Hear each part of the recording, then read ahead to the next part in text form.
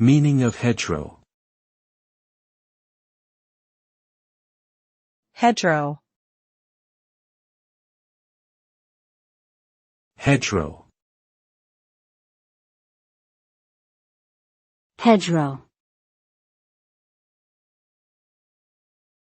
Hedgerow.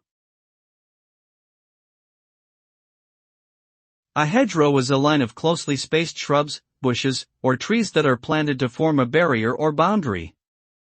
These natural barriers can be found in rural areas and are used to define property lines, prevent soil erosion, and provide habitats for wildlife. Hedgerows vary in size and shape depending on the location and purpose, but they typically consist of plants that are native to the area. The term hedgerow is commonly used in British English and refers specifically to the rows of vegetation found along country lanes and fields.